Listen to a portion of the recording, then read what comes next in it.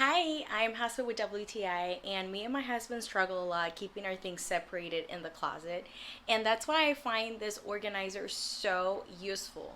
This is the 24 pocket double-sided hanging closet underwear organizer, and this one comes in gray from Simple Houseware. I love that it's 24 pockets, allow me to organize my husband's socks, especially in his boxers, in just one place. It has extra wide and deep pockets for bras in case I want to put my underwear in there too. I have one myself, but it's in the other room, and so this one I picked for him. Love that it has a hanging system so I can hang it in the closet or a wire closet rack, and I can save a lot of space with this. It doesn't take up too much space because it just hangs flat in between my clothes in a corner of the closet. I can pretty much fit all my husband's socks in here. I also love the length and the quality of the fabric it's made of.